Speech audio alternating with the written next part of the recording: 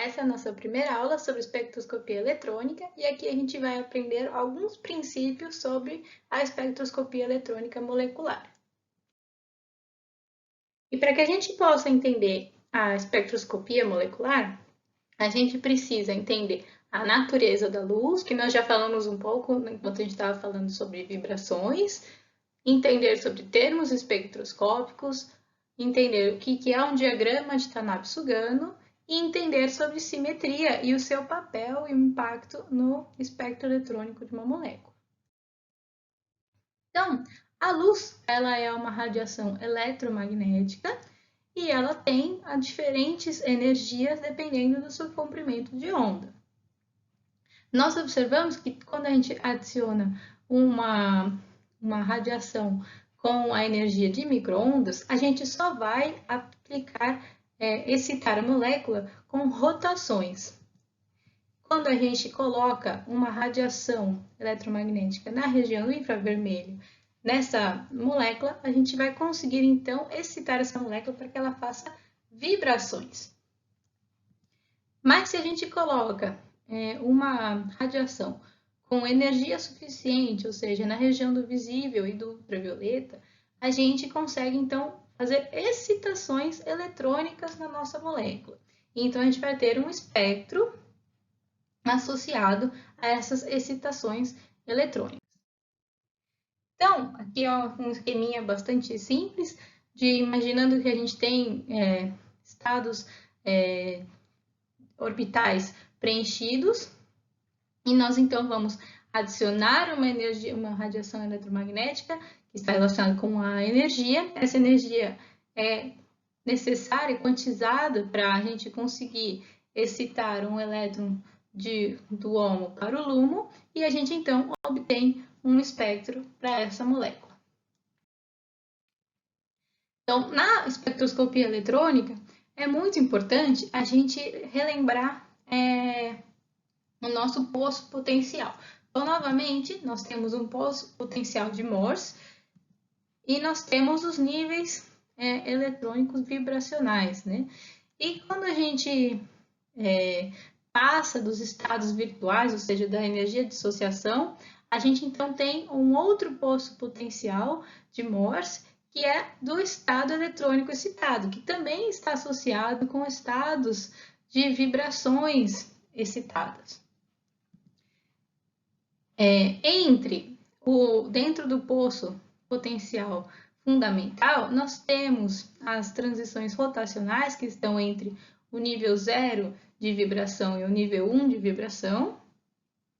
Quando a gente faz a transição do nível 0 para o nível 1, a gente tem uma, então, transição vibracional e a gente consegue fazer com que essa vibração ocorra.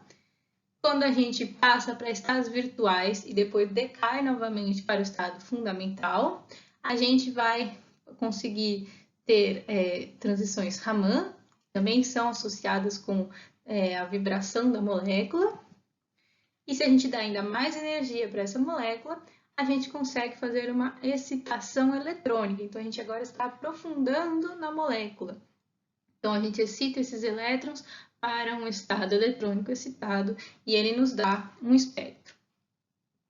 Esse espectro, ele está, então, associado não só à transição eletrônica, mas sim também às transições vibrônicas dessa molécula. Por exemplo, aqui a gente tem o sistema de iodo, que tem este espectro eletrônico de absorção, e a gente observa várias linhas. E essas linhas estão associadas às vibrações da nossa molécula. Então, o espectro que a gente observa de moléculas maiores, ele é bem mais suave, ele não tem essas quebras de energia como a gente observa aqui. Por quê? Porque a gente também tem várias vibrações acontecendo ao mesmo tempo, então elas acabam acoplando entre uma e a outra e a gente não consegue distinguir uma espécie da outra. Então, a gente vê uma banda contínua, diferente dessa molécula de iodo. Então, quando a gente está tratando com espectroscopia eletrônica, a gente tem que ter uma nova visão sobre as vibrações. Então, lembrando que a gente tem esse poço potencial de Morse. Nós estamos no nível 0, nós temos o estado fundamental vibracional. Depois a gente tem o Ni1, que é a transição vibracional principal. E depois a gente tem o Ni1 2, Ni1 3, Ni1 4, Ni1 5 e assim por diante, que são estados de transição vibracional da vibração principal. Então, são estados excitados dessa primeira vibração principal. E o número de vibrações, cada vibração ela vai ter o seu poço potencial de Morse. Então, cada uma dessas vibrações vai ter a sua energia associada a essa vibração. Diferente do que quando a gente está tratando, não é só um poço potencial para todas as vibrações, é um poço potencial para cada vibração. E a gente sabe que a quantidade de poços potenciais, ou seja, a quantidade de vibrações que a gente vai ter numa molécula, vai depender do grau de liberdade que essa molécula tem para vibrar.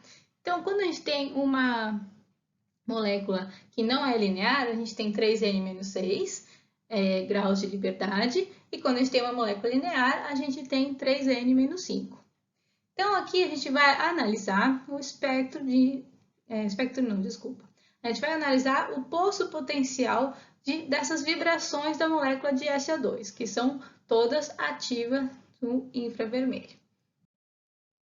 Então, quando a gente observa a vibração de estiramento simétrico do SO2, a gente tem um poço potencial exatamente como este. Então, à medida que a gente vai aumentando a separação internuclear entre um átomo e o outro, a gente vai aumentando aqui assimetricamente a energia potencial dessa ligação.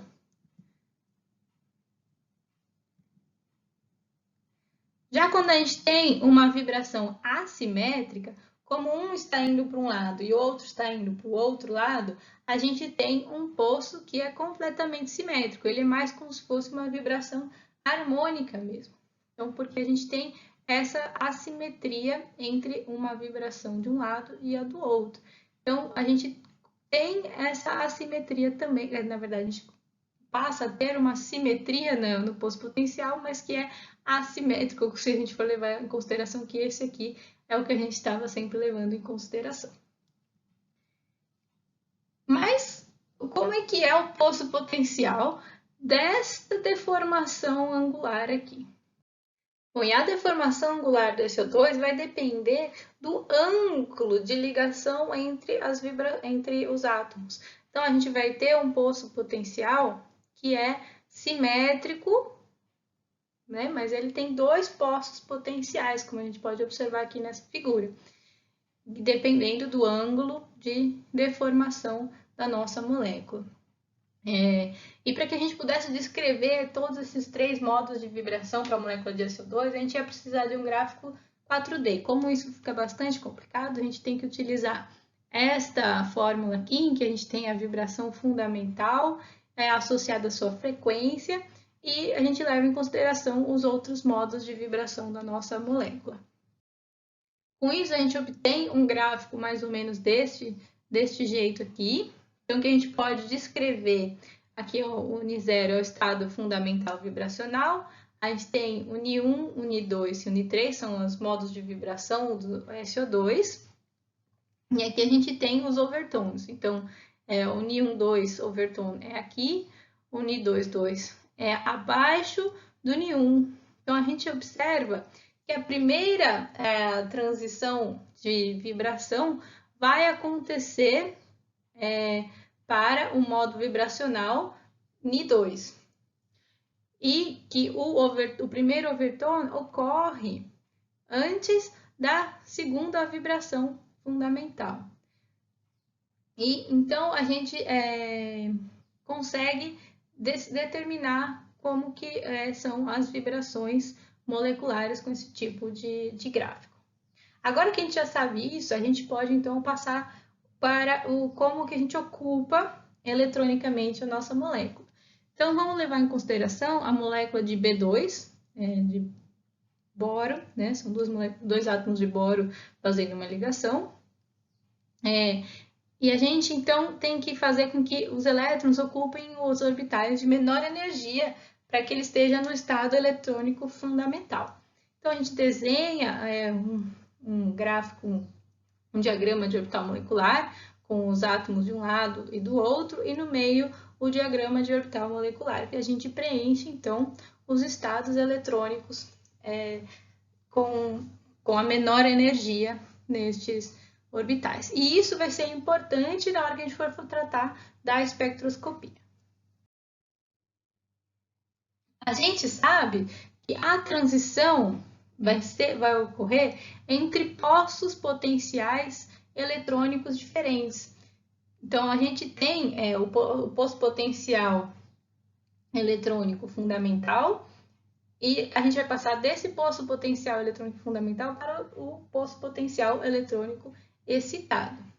E isso faz com que a gente diminua as energias vibracionais do posto potencial excitado em comparação com o estado fundamental, isso na maioria das vezes. E então, quando a gente excita uma molécula, a geometria da molécula também pode alterar. E isso também é levado em consideração quando a gente está tratando principalmente com luminescência. Agora a gente está tratando só com absorção, não vamos lidar muito com isso. Mas aqui é mais ou menos para mostrar para vocês, para a molécula de NO2, nós temos um poço potencial e ele passa para o poço excitado, que tem outra simetria, tá vendo? Ó, antes ele tinha simetria A1 e passa para o estado excitado, que tem simetria agora B2. Então, a gente tem este tipo de transição ocorrendo quando a gente está tratando com uma espectroscopia eletrônica. E as regras de seleção vão levar em consideração essas simetrias aqui dos nossos postos potenciais. Então, novamente, nós temos dois postos potenciais, o poço fundamental e o poço excitado, e nós temos, então, uma transição qualquer. Nós vamos passar da transição do estado fundamental, Ni0, então a gente está associado a uma vibração, essa excitação eletrônica também, para o Ni0,1, linha do estado eletrônico. Então a gente passa de uma vibração para outra vibração no estado excitado eletrônico. Então a gente excita eletronicamente e a vibração. Quando a gente descreve esse tipo de excitação, a gente pode escrever como Ni0 indo para Ni0', que a gente chama então de uma transição do tipo 00. Ela é uma excitação eletrônica pura, então ela não envolve uma energia vibracional, porque a gente está indo do estado fundamental para o outro estado fundamental. Mas quando a gente está tratando de uma excitação para o estado fundamental, tanto vibracional quanto eletrônico, para um estado excitado, eletrônico e vibracional, a gente tem então uma transição vibrônica. E essa transição vibrônica pode ser descrito como 1, 1 e 0. E o que são esses números? Bom, esse primeiro número aqui é o número da vibração normal. Então, a gente está indo para a vibração número 1, que é o Ni1. Se a gente estivesse indo para esta vibração aqui, que é o Ni2, a gente colocaria o número 2 aqui. Este número 1 aqui é o número quântico Ni'1 no estado eletrônico excitado. E este número aqui é o número quântico Ni0 no estado eletrônico fundamental. Então, aqui a gente tem um espectro eletrônico da molécula de CO, em que a gente tem a transição 00, que é a pura eletrônica, e depois as transições vibrônicas, 01, 02, 03 e assim por diante. Isso aqui a gente consegue ver a influência, então, das vibrações nas transições eletrônicas. E o espectro eletrônico das moléculas poliatômicas, elas têm bastante influência, elas são bastante diferentes desse espectro aqui, como eu falei para vocês logo no começo dessa aula. E elas têm uma influência do meio e da temperatura. em que a gente observa com a temperatura o afinamento dessas estruturas, então ficando cada vez mais parecido com esse espectro aqui de linhas, e com o meio a gente pode também perceber isso. Então, por exemplo, aqui nós temos esta molécula aqui em água, a gente observa este espectro. Em dioxano, o espectro se altera. Em ciclohexano, o espectro vai ficando cada vez mais fino. Em perfluorooctano, o espectro está ainda mais fino, com mais bandas finas. E em vapor, a gente observa um espectro mais associado às vibrações. Então, a gente observa que quando a gente aumenta o caráter apolar do nosso solvente, mais a gente vai afinando essas bandas e ficando mais parecido com o espectro desse tipo aqui, que seria um estado de linhas. Mas ainda assim é mais diferente do estado do vapor, que a gente tem de fato a aparição desse espectro de linhas das vibrações associadas à excitação eletrônica. Quando a gente está tratando, então, com as transições eletrônicas, assim como a gente fez com a transição vibracional, a gente tem que levar em consideração quais são as regras de seleção.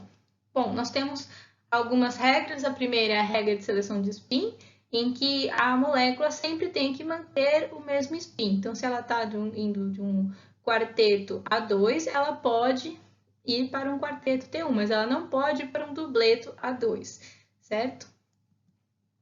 Nós temos também a regra de seleção de Laporte, em que as transições G, G são proibidas, ou U também é proibida, e GU é permitida. Então, a gente tem que sempre alterar a simetria do nosso orbital. E lembrando também que nós temos que fazer a integral da nossa transição para a gente saber se essa transição vai ter um somatório diferente de zero, a gente tem que fazer o estado fundamental com o estado excitado, levar em consideração o operador da luz, levando em consideração que esse é o momento de transição dessa excitação. E que a intensidade dessa transição vai ser proporcional ao momento de transição ao quadrado. Então, levando em consideração que a luz é um campo eletromagnético, a gente põe aqui como operador da luz o dipolo elétrico da luz, como a gente já tinha visto em outras aulas. Então, a gente tem a carga elétrica e o vetor do raio. E isso está associado com, quando a gente está tratando já com a simetria, com os eixos x, y e z, dependendo da simetria que a gente está tratando da nossa molécula. Bom, as regras de seleção, então, estão associadas com a vibração da nossa molécula, com a excitação eletrônica e com o spin da nossa transição. Então, esse primeiro fator aqui, essa primeira integral, ela é um fator chamado de Franck-Compton, que é vibracional. O segundo é a base da regra de seleção de Laporte, que é dos orbitais. E o terceiro, a terceira integral, é a base da regra de seleção de spin. E se qualquer uma dessas integrais der zero, a nossa transição é chamada de proibida. Não quer dizer que ela não vai ocorrer, mas ela vai ocorrer com a menor intensidade. E quando a gente observa o epsilon, né, da nossa banda, que a gente está observando no espectro eletrônico, a gente pode ter uma noção se essa banda é permitida ou proibida. Então, se ela é proibida por spin, ela vai estar na ordem de um epsilon entre 10 a menos 5 a 10 a 0. Se ela é permitida por spin, mas ela é proibida por Laporte, o epsilon está na ordem de 10 a 0, 10 a terceira. E se ela é permitida por spin e por Laporte, ela é completamente permitida, ela vai ser a mais intensa de todas. Então, entre um epsilon de 10 a terceira a 10 a quinta. Então, quando a gente está observando a nossa transição eletrônica, a gente pode novamente descrever como poços potenciais. Então, nós temos a primeira vibração, né, ocorrendo, está associada essa primeira vibração é a que está associada ao nossa simetria da nossa excitação eletrônica também. Então, a transição, da onde que vem isso, né? Ele diz que a transição eletrônica ela é tão rápida em comparação com a mobilidade nuclear que a excitação eletrônica vai acontecer antes de que ela consiga vibrar e a gente consiga, então, ter hot bands associadas à nossa transição eletrônica. Então, e ela vai tender a acoplar mais com umas bandas que estão diretamente associadas a essa simetria. Então, vamos ver qual que tem uma maior sobreposição, né? Então, o 0 não sobrepõe, o 1 sobrepõe um pouquinho e o 2 é completamente sobreposta aqui. Então, a maior intensidade dessa vibração vai ocorrer entre a transição do estado vibracional 0 para o estado vibracional 2, o estado excitado eletrônico. Bom, das regras de seleção, a gente vai tratar agora uma por uma. Então, a regra de seleção de spin é a mais rígida de todas as regras. Então, como a gente viu, está associada a um epsilon menor, né? Se a gente tem transições que são proibidas por spin, o epsilon dessa banda vai ser bem pequeno. E ela nos diz que a transição do estado triplete para um estado singlete vai ser proibida. Então, a gente aqui pode traduzir isso com a nossa integral entre um estado singlete e triplete e fazer a integral desses estados. Então, a gente tem aqui o estado singlete e o estado triplete da nossa função de onda, e quando a gente faz todos os cálculos, a gente chega no cálculo de que nós temos uma integral igual a 0, que então nos diz que ela é proibida por spin. Então, esta regra realmente é válida. Nós podemos apenas partir dos estados eletrônicos que são iguais. Então, triplete com triplete, quarteto com quarteto, singlete com singlete, e assim por diante. A próxima regra de seleção é a regra de seleção de Laporte, em que nós temos que a gente tem que ter a mesma paridade de orbital.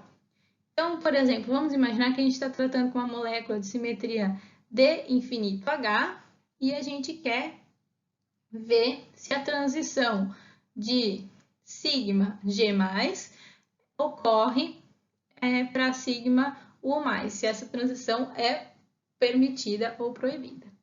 Então, a gente vai ter que ver quais são os eixos x, y e z da nossa do momento de polo elétrico da luz. Então, nós temos o eixo x e y com a simetria πu, a gente põe πu aqui, e o eixo z com a simetria sigma U+. E a gente faz a associação desses três, né? Desses aqui e desses aqui. E quando a gente chega na resposta, a gente obtém duas respostas, sendo um sigma G+, e o outro πg. E o sigma G+, é a representação mais simétrica da nossa molécula. Então, essa transição é permitida. Então, novamente, a gente mostra que a transição de G para U é permitida. E de G para G vai ser proibida.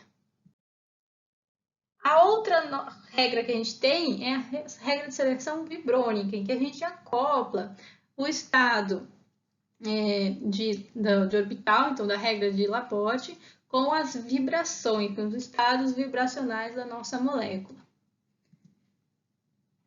Então, quando a gente junta essas duas integrais, a gente tem, então, esta integral toda aqui, e aqui a regra de seleção de spin. Então, esta integral grandona é a base da regra de seleção vibrônica. Vamos, então, partir para um exemplo.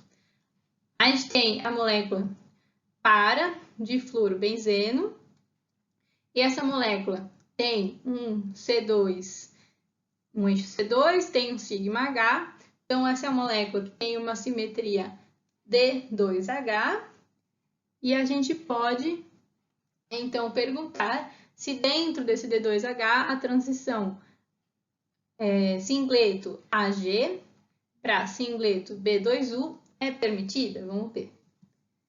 Então, a gente tem aqui um gráfico dos postos potenciais para essa molécula e a gente observa o estado fundamental, né, o posto potencial fundamental com a simetria singlet AG. A nossa vibração fundamental também tem a simetria mais simétrica, que é o AGE, certo? E a simetria do nosso poço potencial excitado é de singleto B2U. Então, daí que vem esse AG e o B2U, certo? A gente está partindo de um poço potencial fundamental para um poço eletrônico excitado, de simetria diferente. Então, a gente quer saber se essa transição eletrônica pode acontecer. Então, a gente vai ver se a transição 0,0, ou seja, do estado fundamental para o estado fundamental, vai acontecer. Então, inicialmente, a gente põe nosso estado excitado, que é B2U, depois AG, que é o nosso estado fundamental, e aqui a gente vai colocar os eixos X, Y, Z da molécula com a simetria D2H. Então, na tabela de caracteres, a gente encontra essas simetrias e a gente, então, faz essa conta e encontra essas três representações irredutíveis, B1G, AG e B3G. Como AG dentro dessas representações, a gente diz que essa transição eletrônica é permitida. Mas será que se a gente associar, isso aqui a gente só fez a regra de seleção de Laporte, né? A gente agora precisa fazer a associação com as vibrações para ver se vai dar o mesmo resultado, se a gente vai continuar tendo uma transição permitida. Então, agora a gente tem que levar em consideração os estados vibracionais. Quais são os estados vibracionais? Quando a gente está tratando de uma transição 0,0, a gente está saindo do AG para o AG, certo? Então, a gente coloca aqui AG na frente das nossas transições eletrônicas. E a gente, então, como o AG é totalmente simétrico, a gente continua mantendo a permissão dessa transição, mesmo associando a uma vibração. Mas se a gente for fazer essa transição associada à vibração 8, qual que é a vibração 8? A vibração 8 é esse aqui, ó. Tem a simetria B2G. Então, como que a gente escreve? A gente coloca B2G na frente de B2U, porque ele está associado ao estado eletrônico excitado B2U. O AG com AG, que é a transição fundamental do estado do poço potencial fundamental. E aqui os eixos X, Y, Z da mesma simetria que a gente já tinha encontrado. Quando a gente faz essa conta, a gente encontra essas três representações irredutíveis, nenhuma delas é o AG, então essa transição é proibida. Então aqui a gente percebe que a gente tem que sempre ter uma transição vibrônica permitida para que essa transição ocorra. Então ela tem que ter uma simetria favorável a essa excitação eletrônica junto com a simetria da vibração. Então, a gente vai partir agora para outro exemplo. Então, a gente tem o exemplo do benzeno. O benzeno ele tem um grupo de ponto D6H, que a gente já viu em outra aula. E a gente verificou em outra aula da transição vibracional que a transição A1G para B2U era proibida. E essa transição eletrônica, então levando em consideração agora o estado eletrônico, então singlet A1G para singlet B2U, vai ser proibida por orbital, porque a representação no final, as representações irredutíveis, não contém a representação mais simétrica do grupo de ponto D6H. Mas, se a gente estiver tratando com vibrações com caráter que tenham caráter B1G ou E2G, isso vai fazer com que essa transição seja permitida. Então, a gente vai ver agora por quê. Porque a gente coloca o E2G na frente da nossa vibração, com a excitação para o estado eletrônico com simetria de vibração A1G e nosso momento de dipolo elétrico da luz. E percebam que o produto contém a representação irredutível A1G. Então, essa transição agora é permitida. E quando a gente vai observar o espectro eletrônico do benzeno, a gente vê essas transições. Então, a transição singleto A1G para singleto E1U é totalmente permitida. E as transições permitidas por vibração, elas têm uma menor intensidade do que a transição eletrônica, que é totalmente permitida. E a transição que é proibida por spin, que é do singleto A1G para tripleto B1U, ela aparece, como eu falei para vocês, mas ela tem uma intensidade muito menor do que as outras transições, porque a transição proibida por spin é a mais proibitiva. Então, agora, para a gente entender mais sobre os espectros eletrônicos das moléculas que nos interessam, que são as moléculas complexos metálicos, a gente agora vai ter que ver como que a gente representa as funções de onda de uma determinada molécula. Então, as funções de onda, elas são representadas por φV e φS. O que é o φV e o φS? É a função de onda vibracional com a função de onda eletrônica. E quando a gente pode separar essa função de onda em orbital e spin. E foi justamente isso que a gente fez quando a gente fez as regras de seleção de orbital, spin e vibracional, certo? E quando a gente está tratando com elementos leves, a gente não tem o acoplamento spin-órbita, mas quando a gente está tratando com elementos mais pesados, a gente tem que levar em consideração o acoplamento spin-órbita, e então aí apareceria mais uma função de onda aqui. Então, o que é o acoplamento spin-órbita? É quando a gente tem a associação do momento do orbital com o momento do nosso spin, e a gente então altera, a gente tem um alto J ou um baixo J, dependendo da direção do momento do orbital ou do spin. E para a gente determinar, descrever essa função de onda, em vez de a gente ficar usando as funções de onda mesmo, a gente pode descrever com termos espectroscópicos. Então, o que a gente já diz, o nosso momento angular orbital, a gente diz aqui o momento do spin, e aqui é o acoplamento spin-órbita.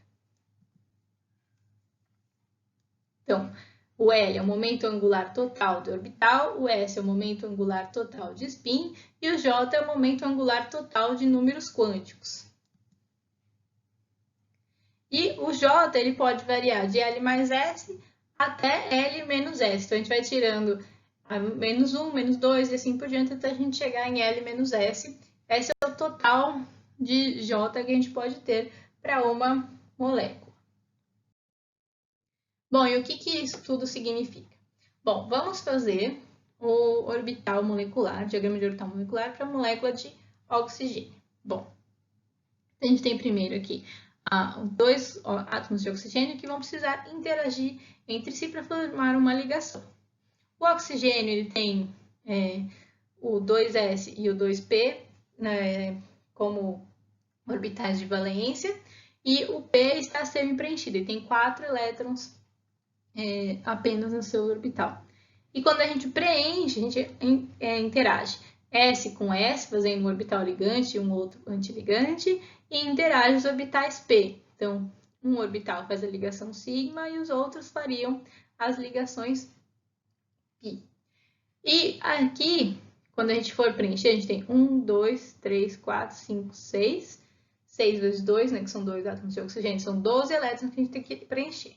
Então, a gente coloca 1, 2, 3, 4, 5, 6, 7, 8, 9, 10 e Então, os outros dois que faltam, a gente vai preencher aqui nesses dois orbitais aqui, que a gente vai chamar de HOMO, que são o Highest Occupied Molecular Orbital. Então, é o orbital molecular ocupado de mais alta energia. E a transição que ocorre eletrônica é entre o HOMO e o LUMO. E o LUMO é o quê? É o Lowest Unoccupied Molecular Orbital. Então, é o orbital molecular não ocupado de menor energia. E quando a gente quer preencher aqui o HOMO, a gente tem três maneiras que a gente pode preencher. Então, uma é com os spins desemparelhados, um em cada orbital, ou com os spins emparelhados em um único orbital, então ele pode estar neste orbital ou neste orbital, ou os spins emparelhados em orbitais diferentes. E isso está associado a diferentes termos espectroscópicos, um termo espectroscópico que nos dá diferentes simetrias para esses estados eletrônicos. Então, para a gente descobrir qual é o termo espectroscópico da nossa molécula, a gente tem que, então, primeiro fazer algumas coisas. A gente tem que determinar o número de microestados possíveis, depois determinar os valores possíveis de ml e ms, lembrando que é 2L mais 1 e 2S mais 1, para os valores de ml possíveis e ms possíveis. Depois, determinar quais são os microestados possíveis, né? Então, dentro dessa quantidade que a gente determinou no primeiro ponto. Depois, a gente faz uma tabela de microestados e resolve os microestados em estados atômicos até a gente descobrir, então, qual que é o termo espectroscópico para aquela molécula e, então, a gente consegue achar as simetrias para essa molécula. Bom, então agora a gente vai fazer uma tabela de microestados para o oxigênio. Lembrando que eu falei para vocês que o oxigênio tem um orbital P com 4 elétrons. Então, a gente vai fazer a tabela de microestados para o estado P4. Então, a primeira etapa que a gente tem que fazer é descobrir quantos microestados tem a distribuição P4. Então, a gente tem que descobrir quantas possibilidades a gente tem de distribuir 4 elétrons nos orbitais P. E para isso, a gente usa essa fórmula. Então, que a gente tem a quantidade de orbitais fatorial dividido pela quantidade de elétrons que a gente tem, vezes a diferença entre a quantidade de orbitais menos a quantidade de elétrons, fatorial. Para o P4, a gente tem 6 fatorial dividido por 4 fatorial vezes 2 fatorial. E da onde vem esse 6? Nós temos 3 orbitais P. Cada um desses pode ocupar 2 elétrons, pode ocupar esses 3 orbitais P. Então, a gente tem 2 posições que são ocupáveis em cada um desses ml. Então, a gente colocou 6 fatorial. Nós temos 4 elétrons, tem 4 fatorial, e 6 menos 4 são 2 fatorial.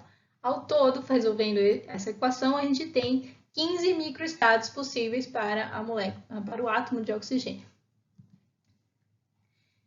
Nós temos, então, que descobrir quais são os valores de ml e ms possíveis. Então, a gente tem os valores de 2, 1, 0, menos 1 e 2 para os ml do oxigênio. E para o ms, a gente tem 1, 0 e menos 1. Então, a gente pode, então, descrever a tabela de microestados. Então, a gente coloca numa coluna os ml possíveis e na linha a gente põe os ms possíveis. E a gente, então, pode fazer essa diagrama de caixas e ir preenchendo com os 4 elétrons de diferentes maneiras e descobrindo quais são as configurações eletrônicas. Lembrando que a gente tem que encontrar 15 estados. Então, aqui já coloquei para vocês os 15 estados possíveis para essa representação P4. Então, para que a gente descubra o nosso termo espectroscópico, a gente vai primeiro ver o microestado que tem o maior ml e o maior ms. Então, o maior ml é igual a 2 e o ms é igual a 0. Então, lembrando da nossa fórmula de termo espectroscópico, que é 2S mais 1, L e J, a gente consegue determinar qual é o termo espectroscópico deste microestado aqui. Então, o microestado 2, com L2, lembrando que ele vai ser associado como se fosse um orbital, né? Então, o 0 corresponde ao S, o 1 corresponde ao P e o 2 corresponde ao D. Então, é D e 2S mais 1, como o nosso S é 0, a gente tem singleto D. Esse é o primeiro microestado que a gente conseguiu encontrar para o átomo de oxigênio. Agora, a gente tem que remover a quantidade de ml e ms desses microestados da tabela. Então, a gente tem que remover 5, como a gente tem, varia de 1, 2, 3, 4, 5 ml possíveis, mas a gente só tem 1 ms possível. A gente faz 5 vezes 1, então a gente tem que remover 5 microestados. E só do ms igual a 0. Então, a gente pode, então, remover 5 microestados do 0. Então, agora a gente tem que encontrar o próximo maior ml e maior ms, que é este aqui. Então, a gente tem um ml igual a 1 e um ms igual a 1. Quando a gente vai descobrir o termo espectroscópico, então, para L igual a 1, a gente tem o termo espectroscópico P, e para S igual a 1, lembrando que é 2S mais 1, a gente tem o tripleto P, como estado no termo espectroscópico. E daí, então, a gente tem que remover ml, a gente tem 5 possíveis mLs e 2 possíveis microestados ms. Então, pode ser 1 ou menos 1. Então, a gente tem que remover 10 microestados. Quando a gente remove 10 microestados, acabou com a nossa tabela de microestados e a gente já descobriu quais são os termos espectroscópicos associados ao átomo de oxigênio. Bom, a gente então descobriu que o oxigênio tem os termos espectroscópicos singleto D e tripleto P, e a gente precisa descobrir qual que é o estado fundamental. O estado fundamental, ele vai ser o que tem o maior número de spin. Então, vai ser o tripleto P. Então, a gente agora tem que voltar na nossa tabela de caracteres para a nossa molécula de oxigênio, que tem a simetria D infinito H, e a gente vai levar em consideração como o termo espectroscópico como se fosse um orbital. Então, nessa simetria, ele vai se dividir nos orbitais x, y, z. Então, ele terá a simetria sigma U mais e π U. Quando a gente faz, então, coloca a simetria desses orbitais no nosso diagrama de orbitais moleculares, a gente consegue colocar, então, para o S, a gente coloca sigma mais G, e para o P a gente põe sigma mais U, que a gente já tinha encontrado, e πU. Só que aqui nós temos 2 πU, e quando a gente quer descobrir quais são as simetrias associadas aos estados eletrônicos, quando a gente tem funções que são degeneradas, a gente precisa fazer uma multiplicação entre eles.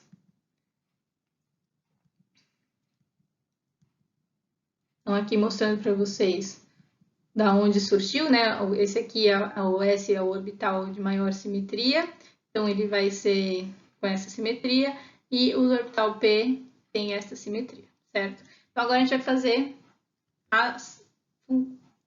a multiplicação do πU com πU.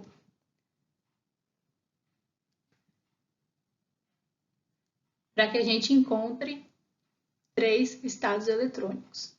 E esses estados eletrônicos vão ter uma simetria associada a eles. Então, que são esses estados aqui que a gente tinha determinado antes. Então, quando a gente faz essa multiplicação, a gente vai pegar os caracteres que estão na tabela de caracteres. Então, para o πU, a gente tem 2 cosseno de φ, 0 menos 2 cosseno de φ, 0. Então, a gente faz a associação deste com este, né, a multiplicação, e encontra a equação redutível com 4, 2 cosseno de φ ao quadrado, 0, 4, 2 cosseno de φ ao quadrado e 0. E aí, a gente tem que verificar quais são as funções que a gente poderia utilizar para reduzir.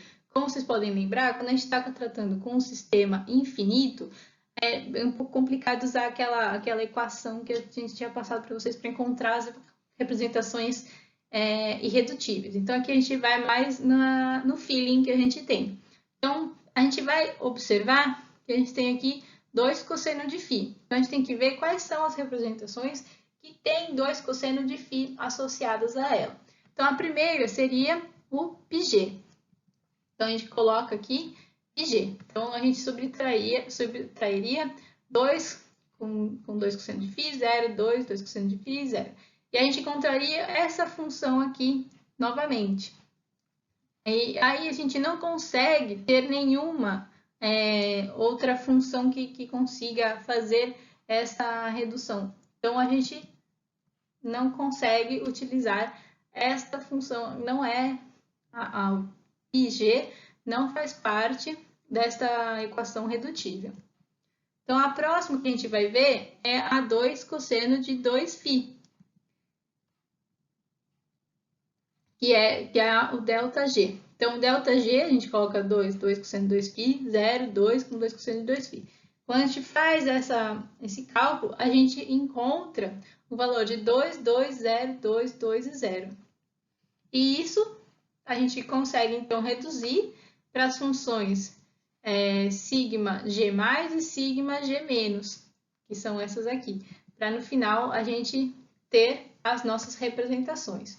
Então, a gente sabe que a ΔG é como se fosse um estado eletrônico E, então ela que vai ser o estado duplamente degenerado, então ela vai ser ΔG, e o estado simétrico não degenerado vai ter a simetria sigma G+, e o estado assimétrico não degenerado vai ter a simetria sigma G-.